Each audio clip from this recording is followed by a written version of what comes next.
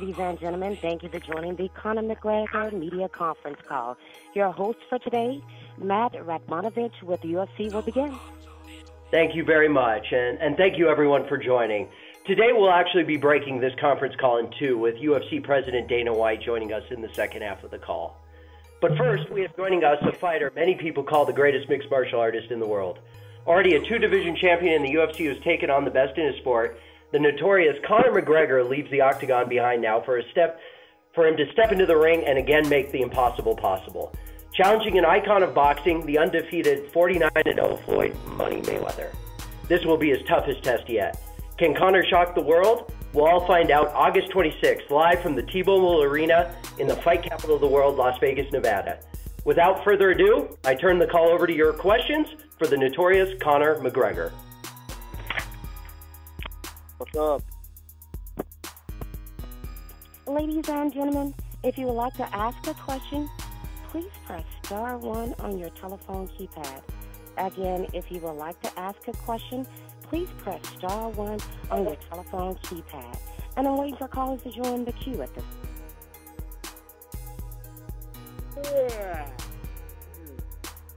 Huh? No question? Right, thank you all. I'll be on my way. We're going to the first one right now, Conor.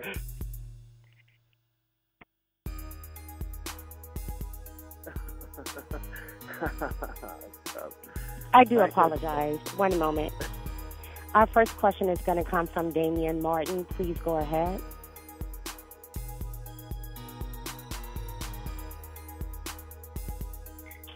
Okay.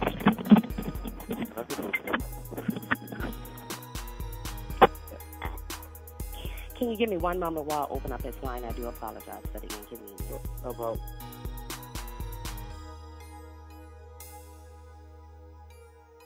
There's me bro, David. There's me phone. I do apologize. Could you please press star 1 again?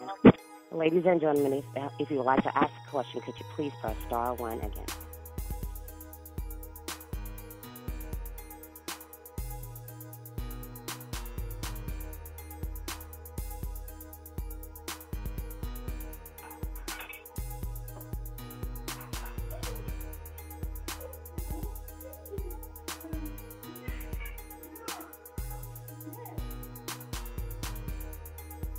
Our first question is going to come from Dan Raphael. One moment, please.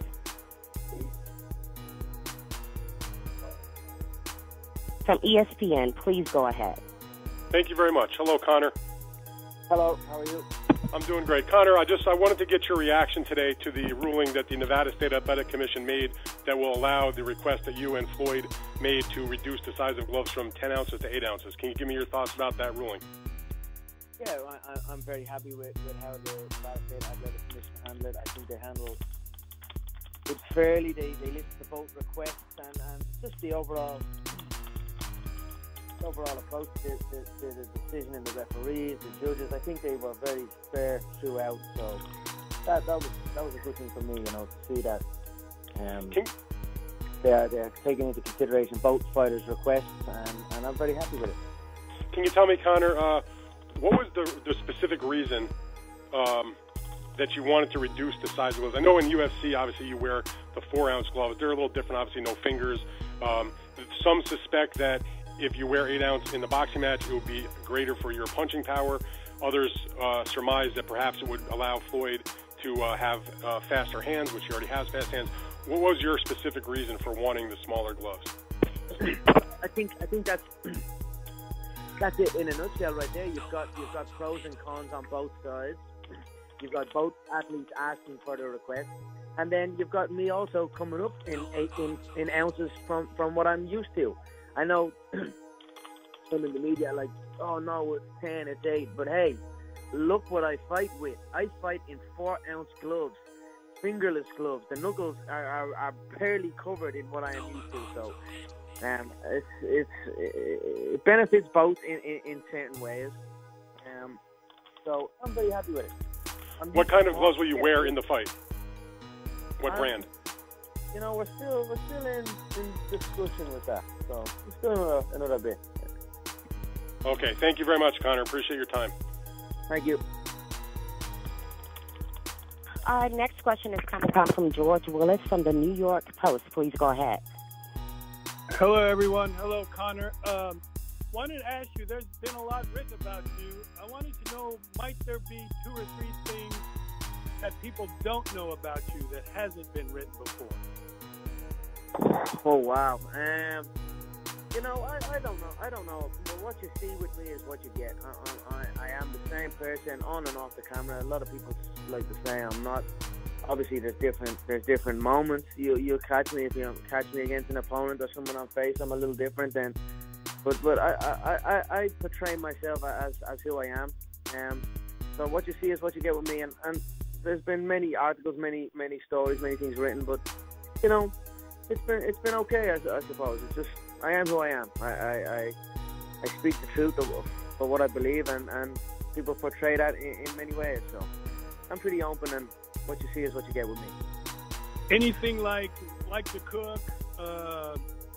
Maybe any other hobby? Changing diapers now lately, like that? Yeah. I'm razor quick with the diaper changes. In fact, I'm so quick lately, you might see me even change it. Yeah, you know, right now I have a nutritionist who's been with me for this camp, bringing in the weight. So that's the cooking out the window. So he's been living with me since. Wow, it must be 3 months now. We've had one hell of a camp. It's been one long stretch, a lot of hard work, a lot of dedicated and focused work, and then of course nutrition has been the focus on nutrition has been top of the range, and that's why I'm in peak physical condition at this moment, 10 days out. Now we are closing in on the weight cutting phase, and then we weigh in and we fight. So that's about it. I'm off the book, you know. Yeah, and one more from me. How have you approached the challenge of possibly going 12 rounds in this fight? I mean, we've adjusted certain timings in my cardiovascular preparation. We've certainly, on the endurance phases, we've stretched it out to accommodate the 12 3-minute rounds. It's actually been very enjoyable to go from 5 5-minute rounds, which is what I'm used to, which is 25 minutes, to 12 threes in the boxing, which is 36 minutes. You've got to factor in there's not as much grappling. There is still clinch work and that, but not to the extent of a mixed martial arts bout where you can end up on your back and you've got to tactically work your way back to your feet, which is very draining. But it's a different kind of cardiovascular training. So we've adjusted some things, and I feel absolutely amazing. I've done multiple 12-round fights in the build-up to this. I've done 12 rounds just last night. We are more than prepared. Myself and my training and my team that have formulated the McGregor Fast program. This is a cardiovascular training program that we formulated after I suffered my first defeat in the UFC to Nate Diaz. We formulated it for the Diaz 2 rematch, and he was a triathlete with a big weight advantage, much bigger man, and can go for days. That's what he specializes in. He has a gas tank, an unrivaled gas tank. So you have to come up with a special formula and a special method to train, and that's what we've done. And we done it, and we created the McGregor Fast program. And I've been on that since about a week after that. It was first loss, and since then I've had, I believe, 2 bouts under that, and now this will be the 3rd one. So I've been on this program over a year now, and you'll see the results. I mean, to be able to go from 5-5 to 12 threes, and we've done it pretty seamlessly as well. I'm very, very, very proud of it, and I'm very excited to go in and represent the McGregor Fast program on August 26th as well. Great. Appreciate it, Conor. Thank you. And our next question is going to come from Victor Mathis from the New York Times. Please go ahead. Hi. A while back, Floyd told Fight Hype magazine, Conor talks a lot of trash and people praise him for it, but when I do it, they say I'm cocky and arrogant. I'm telling you, racism still exists. I'm wondering if you see a difference between how fans treat you and Floyd, and whether you think race plays any role in that. Man, all you got to do is look at every single. I mean, how many times have I been slated by people? it's give and take here. I get my fair share of hate and my fair share of love also. You know, I believe it's a 50-50. I mean, look at every boxing analyst, and it's like I've been discarded, and it's like I'm not welcome here. You know, I've felt it as well. So it is what it is. I don't think, for me, this is athlete versus athlete. I was upset that Floyd tried to bring this in. I thought that was a weak move on his part, when he knows and his people truly know that it's not from me. Not that am I saying that there's not people on both sides that have this mindset where it's black versus white and this type of thing, but it's certainly something I do not condone. This is athlete versus athlete, and two prime physical condition athletes about to take part in an amazing event, and that's it on my end. So I'm disappointed to hear the way sometimes it's been portrayed, but I suppose it's just the nature of the game with the way things are going on in the world at the moment. But all I can do is stay focused on my craft and look to go out and put on a great performance for the fans who are supporting this event as a whole. Thank you. Our next question is going to come from Rick Macy from the Washington Post. Please go ahead. Yeah, Conor, you just alluded to this, but what do you make of some in boxing circles being so dismissive of this fight? And is that something that motivates you? It's certainly motivating. I mean, it's the disrespect and the disregard for my skill set is,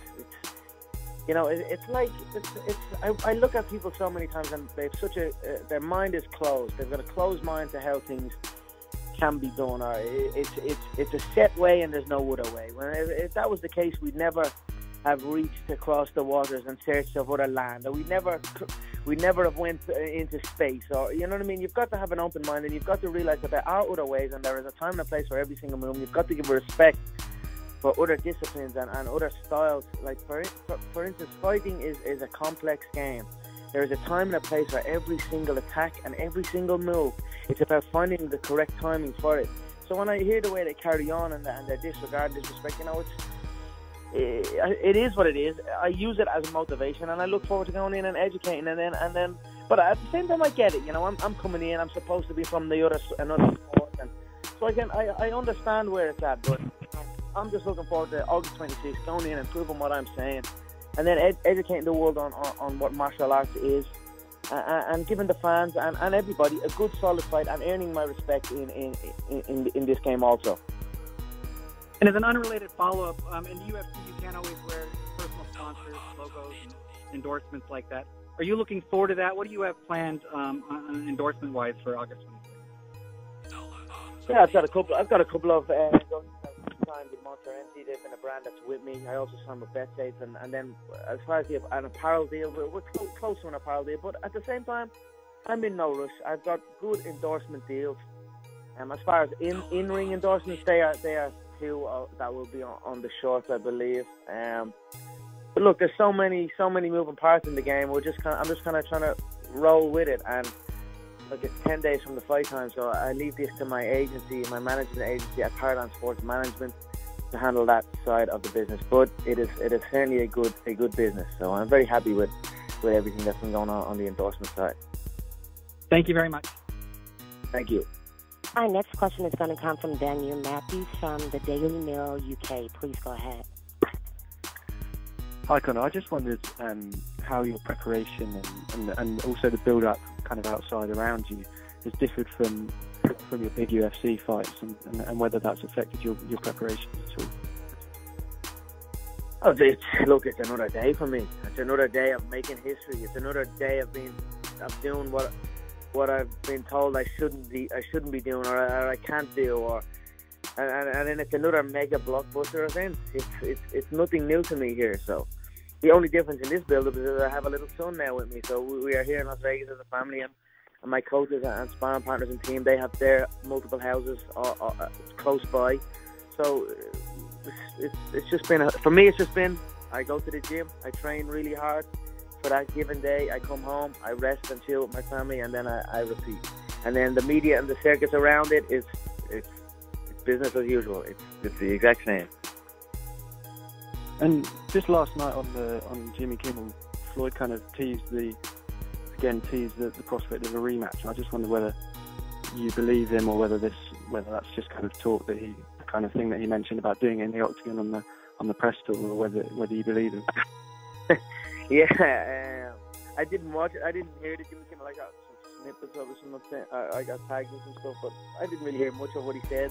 As far as what he said on the World Tour, he said he would step into the octagon. I mean, if he would do that, he would have my respect. Anyone that is willing to step into a game like that, where the limitations are so short, deserves respect. And that's at all levels, where it's whether it's at club level in a small hall or a big stadium, it's filled full of fans. If you get into that game, or any combat sport game for that matter, but if he was to follow through on his word on that, then great. I'll be here to grant him his rematch.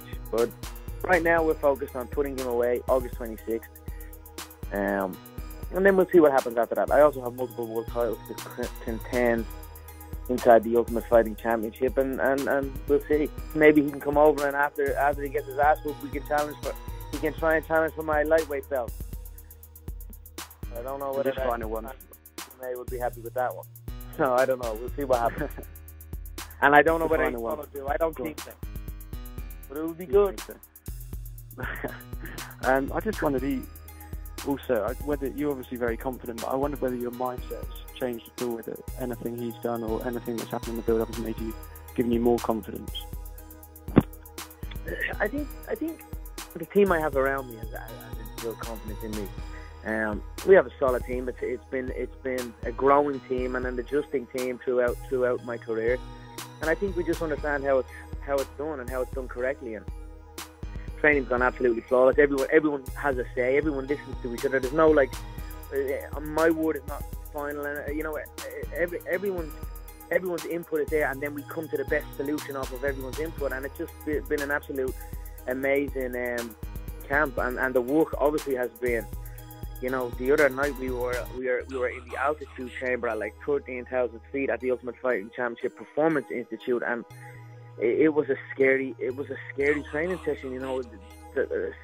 There's no way in hell that I am not ready to fight in the deepest of trenches in this contest. The training sessions and the practice that we've been putting in has been to hell and back. So we are prepared for every possible outcome. I believe now the gloves are 8 ounces. I don't believe he makes it out of the second round. Part of me is hoping maybe he can last, so so the word of a lucky punch or that type of thing, which I've been labelled with before, even though I have multiple first round KOs, even though I have multiple under 1 minute KOs on my record. So part of me kind of wants to show some skill and to dismantle him that way, but I do not see it. I do not see him absorbing the blows in the first 2 rounds, but we are ready for absolutely every scenario. I'm ready to go to war for the full 12 rounds, and I'm ready to put him away in the first 10 seconds. So that's where my head's at. Brilliant. Thanks very much, and good luck. Our next question is going to come from James Dalen from Sky Sports. Please go ahead. Hi Conor, you said you're happy with the 8 ounce gloves. Floyd has worn 8 ounce gloves in 46 out of his 49 fights. So for that reason, was there any consideration on your part to wear 10 ounce gloves just to inconvenience his side? No, not at all. I mean, that doesn't bother me. Again, I was already up 6 ounces from 4 to 10, so it's down a little bit from 10 to 8. So how often he's wore the gloves or any of that never factored into. I didn't even know that, for instance, so that didn't factor into my thoughts at all. I mean, I do not care about his record. I do not care about his achievements. Every fight is on a fight-by-fight basis, so that's the way we approach it. So. And if I can just quickly ask you about the referee, Conor, that was confirmed today. Was Robert Bird the referee that you asked for, and what do you think he will bring to this fight? Are you happy with it? They gave us options, and we didn't necessarily ask for any referee in particular. There was a referee or two that gave an opinion on the fight, and it was a little bit, if that's the case, it's very hard for them to be considered. So that was where we were at with it. And then the referee, we were kind of hoping there was a mix between an MMA, someone who had some link to an MMA bout, and Robert Bird is a phenomenal referee. I've watched him ref since the announcement has been made. He's a good ref. He lets the fight take place. He doesn't interrupt. He steps in when he should step in.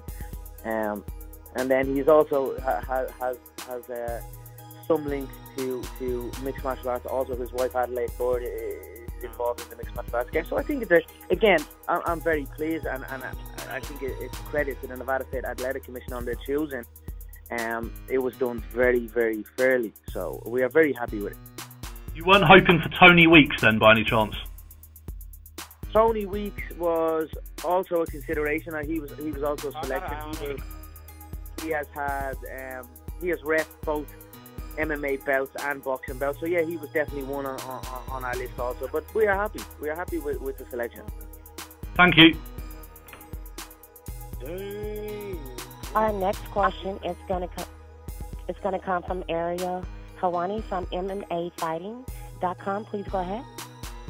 Hey Conor, how are you? What's up, Ariel? Just wanted to quickly follow up on that. Did you have any issues with the 3 judges selected by the commission?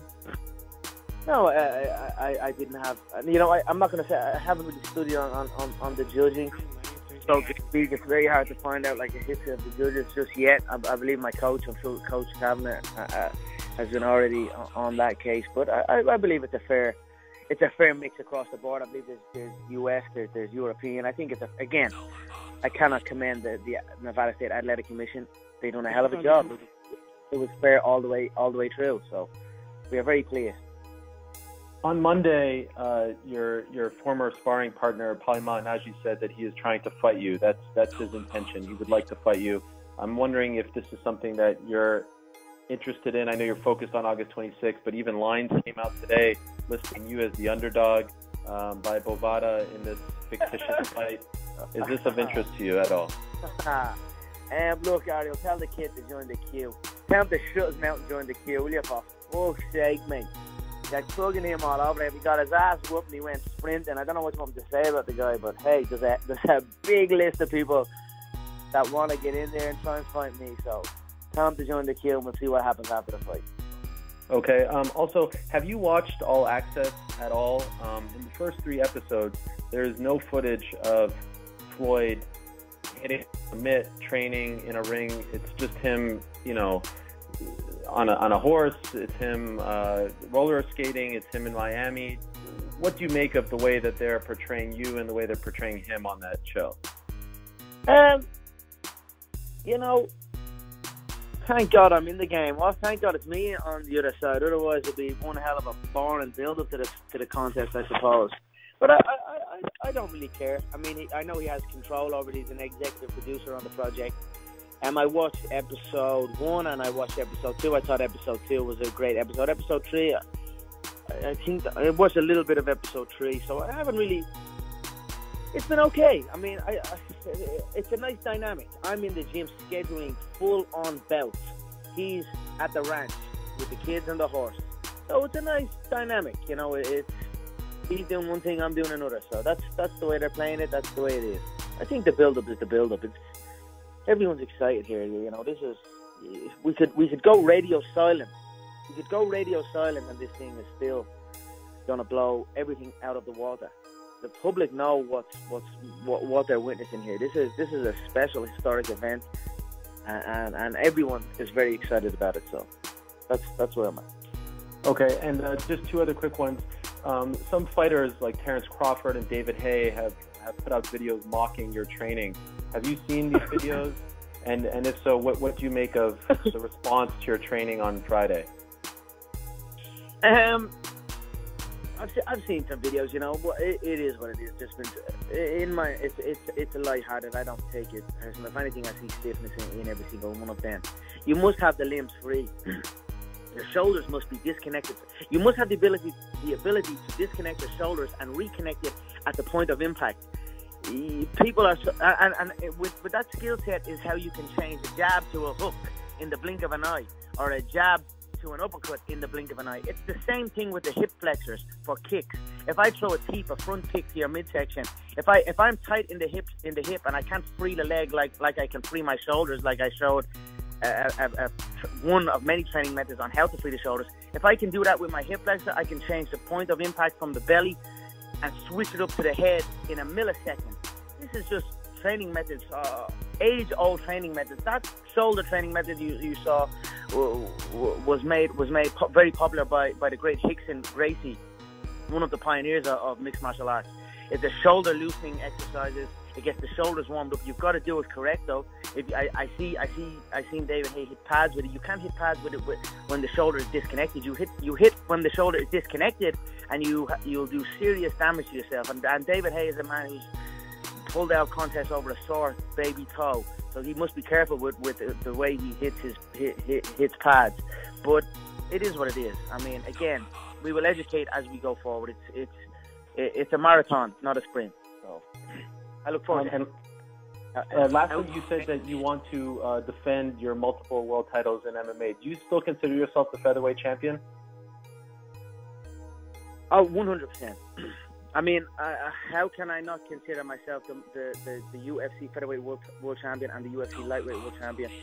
The current UFC featherweight world champion is Max Holloway, a man who I dismantled, and then the former was Jose Aldo. I mean, I still reign supreme over that division. And then also the 155-pound division, I know there's talks of an interim belt. I had only won that belt, and literally a month later there was an interim schedule. So, but you know, it is what it is. Everyone knows I am the multiple weight world champion of the UFC's featherweight division and lightweight division, and I look forward to going back and continuing where I left off. Thank you, Conor. Thank you. Our next question is going to come from Dan Rovell from ESPN. Please go ahead. Conor, what have you heard as far as the metrics from the fight? I know that, from the business standpoint, how things are going. I don't know how many updates you're getting from tickets and sponsorships and stuff like that, how much you concern yourself, but obviously money is of a concern. So how much have you been updated, and can you share anything? Updated, and it's all pointing to record-breaking numbers all across the board, from the gate to the sponsorships to the pay-per-views to absolutely every angle. So I'm very, very happy with how it's gone. I'm very happy with how the promotion has gone. I believe I've handled it perfectly, best of all involved, I believe, once again, from content produced, from storylines. I mean, I've been most active than all involved by a mile. So I'm very happy. I look forward to when the contest is all said and done and wrapped up. My friend is getting married in Ibiza. We are going to go to Ibiza, and then I will relax on my yacht in Ibiza, and I will begin the counting game, because that's where it counts for me. I count views, I'll count up the sponsorships, I'll count up the gate revenue, the merchandise sales, and all the other multiple pies that I have my hand in, and then I build up to my fortune, and there we go. So that's my plan. Thank you. Thank you. Okay. I'm going to go ahead and turn the call back over to Matt Radmanovich. Please go ahead. Thank you, everyone. Thank you, Conor, for joining us. And at this point, we're going to patch in UFC President Dana White to join us for the next half an hour to take your questions. So we'll re-prompt you. We'll get the queue going again. But without further ado, I'll go ahead and turn it over to Dana for your questions. I do apologize, but he dropped off of the line. Okay. We will, please everyone hold while we get Dana back on the line. Thank you for your patience.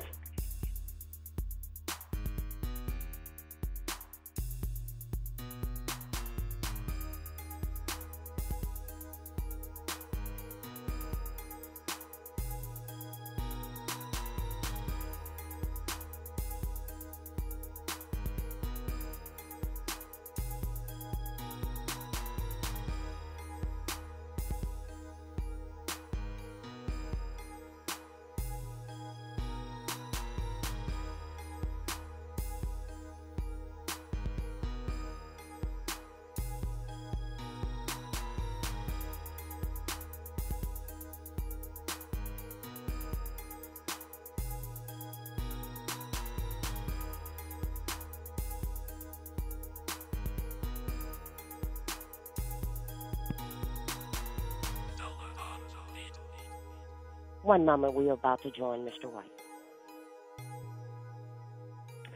Hi, Dana. If you're good, we'll go ahead and get everybody in the queue for questions.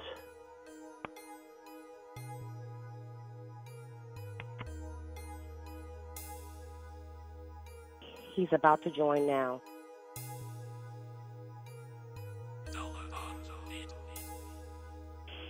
You may speak now. Hello? Dana, hey, Dana, we're going to go ahead and turn it over to questions if you're good on your end. I'm ready. Let's do it. All right. We'll get the queue going right now. Ladies and gentlemen, if you would like to ask a question, please press star 1 on your telephone keypad. Again, if you would like to ask a question, please press star 1 on your telephone keypad. And I'm waiting for callers to join the queue at this present time. Okay, our first question is going to come from Dave Ebert from Post Media Network. Please go ahead. Hey, thanks for the time, guys. Just so I'm clear, is Conor still on the line? No, I don't think so. He dropped off. Okay, all right. Hey, Dana, thanks for taking a couple minutes. Pleasure. So when James Toney came into UFC, everyone agreed, or the consensus anyway, was that the results, Randy Couture winning, was pretty inevitable. With Conor going into the boxing world as opposed to, Toney coming into the MMA world, why do you think there isn't that inevitability that there was when Toney came into MMA? Well, I think a lot of people believe there is, but the difference is obviously, he came into a sport where there were so many different weapons and so many different ways to beat him. Whereas, Conor can punch, Conor hits hard, Conor knocks people out. Completely different. Listen, people think that Conor is going to be completely outclassed. Some people are saying that he'll never hit Floyd once. I'll tell you this. I just watched him work out last night. He looks phenomenal. He's in great shape. He hits hard, and now we're fighting in 8-ounce gloves, and this is going to be a fight, and anything can happen in a fight. Even I can't remember who the boxer was that fought in MMA. He hit Tim Sylvia, former heavyweight champion, and knocked him out. So anything is possible in a fight. All right. Is there a fight that you can remember under the UFC banner that or at least comparable anyway, in terms of the build-up, the hype, just everything that's going into this? Is there a fight that you can think of that is a reasonable comparison? Yeah, I mean, there's tons of big fights that I've been involved with, but obviously nothing as big as this. This is the biggest event ever in combat sports history. It is the most distributed event in pay-per-view history.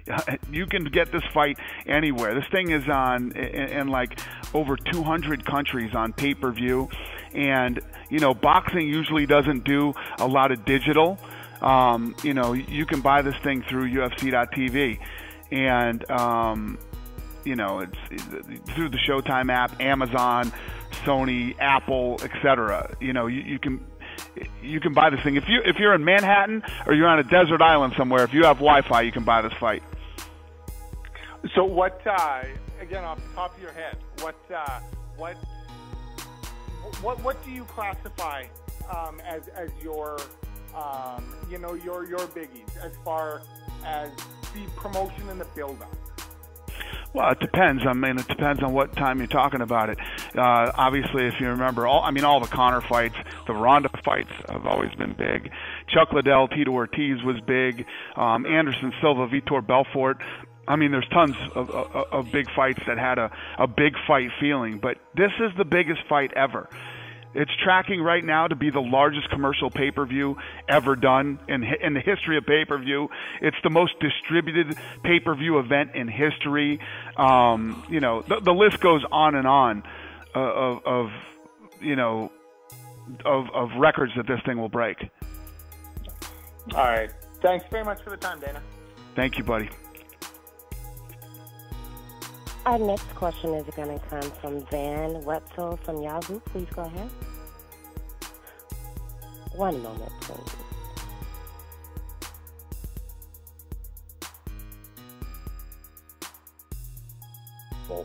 And Your line is live, Mr. Russell. I'm sorry. Please go ahead.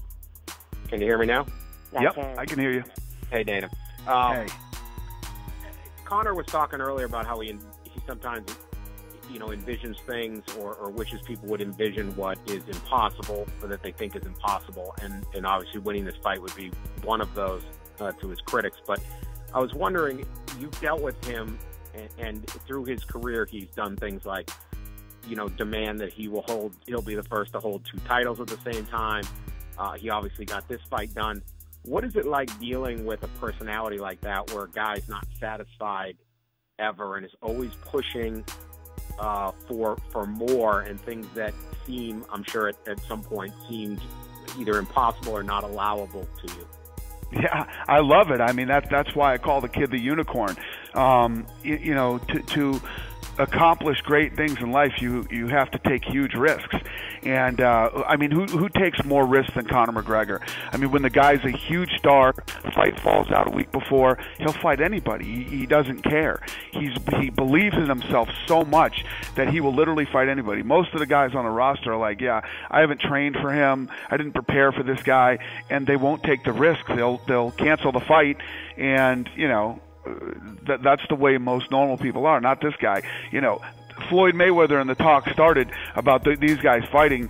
Never once did he say, absolutely demand that he fights me in MMA. He said, no, I want to go and fight Floyd in his own world. I want to beat him at what he does the best.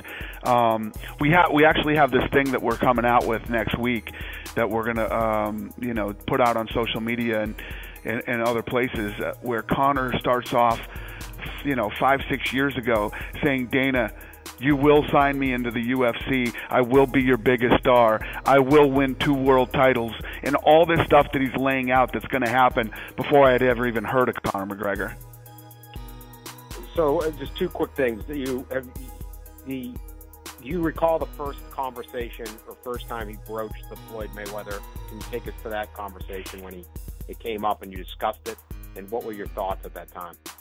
Well, I think the first time I remember the Mayweather thing was those guys were going back and forth. And I was like, this is crazy that Conor and Mayweather are talking smack to each other right now. Then Conor told me he wanted to fight him, and I was like, what?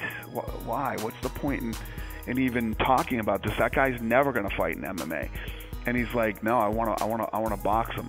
And I was just like, all right, well, that's crazy. And again, it's one of those things I thought would never happen. Not forget about the whole, what would the rules be, all that. I was like, we'd never get a deal done with these guys. It would be impossible to get this deal done. Then the first time this thing even started to get serious was I was on ESPN and I threw out, tell you what, Floyd, I'll give you $25 million. And then TMZ got him somewhere, and he hung his watch out the window and said, you see this watch? And I don't know what that meant. The watch was $25 million? I don't know. But that's what started the negotiations when I put out the $25 million offer. So on all of this stuff, are you, he calls himself Mystic Mac. Are you now a believer in Mystic Mac? Oh, I'm a believer in Mystic Mac for sure. I mean, this kid, he has done everything he said he would do, and he's claiming that he will knock out Floyd Mayweather within 4 rounds, and I think he broke it down to 2 now. But listen, I'm with Conor. I'm in. I'm on the ride with him, man. So I'm excited. All right, thanks, Dana. Thank you. Our next question is going to come from Rick Mees from the Washington Post. Please go ahead. Hi, Dana. I'm wondering if you think this fight has the potential to impact the popularity of either sport. And related to that, does your research show much crossover between the MMA fan and the boxing fan? There's some. The boxing fan is older. Those demographics are older than ours. But I believe that this is good for combat sports. It's like when Mayweather-Pacquiao did the numbers that they did, I was like, wow. First I said good for them. And number 2, I was like, well, that sets the bar. That shows me that if you have the right fight at the right place at the right time, people are willing to watch. I knew once this thing started to materialize that this fight was going to be so much bigger worldwide than any fight that had ever happened. Conor has a very big following in places like Brazil, in places like Australia, obviously Europe. So I knew that worldwide this would be the big, and I was right. This thing is the biggest event that has ever happened in combat sports. This fight will reach over 1 billion homes worldwide. So it could help both sports. Could it hurt either sport, depending on what the outcome is? I don't think it hurts either sport. I think this is one of those cool situations where two guys are willing to take the risk to fight each other. And I think that, this thing has captured the imagination of people. I mean, that's how this fight was built. This fight was really built through the fans and the media. Thank you very much, Dana. Thank you. Our next question is going to come from Garrett Davies from the Daily Telegraph. Please go ahead. Thank you very much. Good afternoon, Dana. Hey, buddy. Could I ask, first of all, has your respect for Floyd Mayweather and his team grown through this process? Because obviously you have been working very closely together now over the last kind of 8 weeks, if you like. Definitely. The worst deals to be involved with are people that aren't very smart but think they are. They're the most dangerous kind. And Mayweather's team isn't that at all. These guys are actually very, very smart guys. And when I say that is because when problems pop up, it's always hard to fix with people who aren't too bright. Then it's always the small stuff and not the right things to be arguing about. These guys are real easy to deal with. Secondarily, obviously the ruling by the Nevada State Athletic Commission, another first to do with the event, that they allow 8-ounce gloves just as a one-off on this occasion. What's your take on how the 8-ounce gloves will affect each man? We heard earlier, we were talking to Conor about potentially it gives him more power with his strikes, with his punches, but it gives Floyd faster hands potentially. How do you see the 8-ounce gloves affecting the contest? I agree. I think it affects the contest a lot. First of all, yes, Floyd will be faster with 8-ounce gloves, but Floyd is a defensive master, and he has less glove for less defense. Conor hits like a truck. Smaller gloves favor him big time, so it affects the fight big time. And from what you said just then, do you think it just marginally works in the favor of Conor then? I think it absolutely does. Yeah, I love the fact that when we were in the original negotiations, it wasn't even something they would talk about, 8-ounce gloves. So I don't know what's changed in the last, however long ago we did the deal, but I'm glad it did. I think it makes it so much more fun. Thank you. And the final thing from me, one of the things that hasn't been spoken out about much is obviously Conor has a great kind of team around him.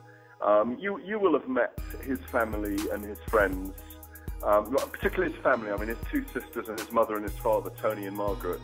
And how much do you think they have gone into making this young man? Because he's not from a ghetto. I know he's from a tough working class area, rather like South Boston, where you're from Crumlin. But do you subscribe or ascribe a lot of the credit to the family for the way Conor is as well? Oh, definitely. I mean, you have to, but at the end of the day, he's a special kid, man. He's just, I call him the unicorn. He's different than anybody I've ever dealt with. I like how he is willing to put everything on the line. I've never seen anybody who believes in themselves more than this guy does, and believes in when he makes up his mind and what he's going to do. He absolutely 100% believes it, breathes it, lives it.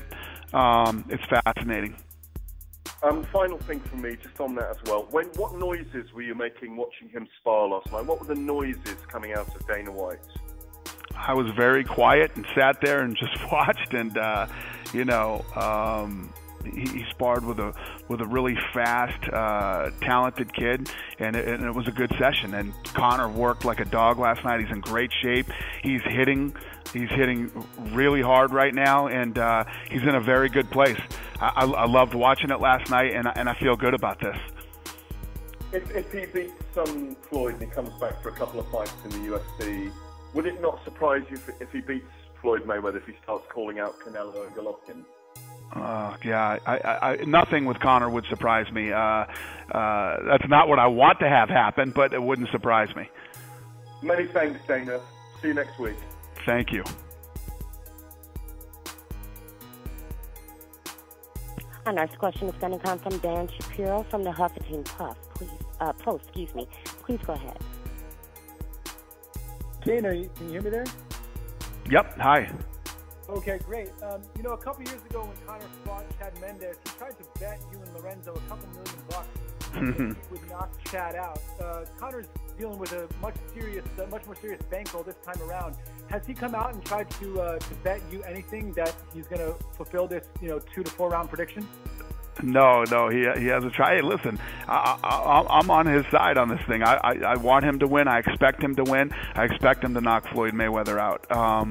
So no, there was nothing. Not that I didn't think that he could beat Chad Mendes, but it's not like I'm going to bet against another one of my guys. Which, by the way, we didn't make that bet, but we did pay him. Okay, and then. Yeah, it was ruled today that you guys are going to be an official promoter for this event. So what additional leverage does that give you guys? How else are you able to now help push this, as you said, to 1 billion homes worldwide? Yeah, I think that we've done a good job at working with Showtime, in that they do the things that they're good at. We do the things that we're good at, and it really helped. There's a lot of things that boxing doesn't do. For instance, I mean, most of the times you're dealing with a network. Networks aren't too excited to go, OTT. So it's not, not a big thing that they're into. We have the capabilities. We do it all the time, and I believe we're one of the best to do it. And the numbers are tracking huge. We're going to do the numbers that everybody has been talking we're going to do. The line in Vegas is the over-under is 4.9 million. Everything is tracking right now to say that we're going to kill this thing. So it's looking really good. And then a little bit off topic. Now it was announced yesterday that you're going to have Tony Ferguson and Kevin Lee fight for an interim belt. That would actually fall within a year since Conor won the belt. So is there a particular reason why you guys are rushing into the interim business again? No, because the thing is Conor has told me he's going to fight again this year, and but I don't know what's going to happen. You can't put these guys on the shelves all this time. We'll see what happens with this fight, and that fight's going to move forward, and we'll see what's next for Conor. And is that scheduled to be the main event of UFC 216? We don't know that yet. We haven't finished building the card. Sure. Thank you. Thank you. Our next question is going to come from Salvador Rodriguez from ESPN Deportes. Please go ahead. Hello, Dana. How are you? I'm great. How you doing? Doing good, thank you. I have a question. How much money do you expect to Conor McGregor make that August 26th? The final number. How much do I think he's going to make? Yes. Well, it depends on what the fight does, but Conor's going to make a lot of life-changing money that'll change his family's life forever. That's okay. Thanks so much. Thank you, sir.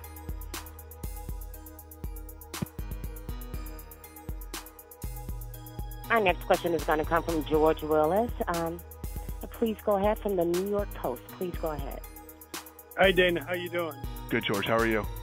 Good. I just wanted you to talk about the impact of social media on this fight. You're talking about 1 billion homes. That's got to have a huge impact.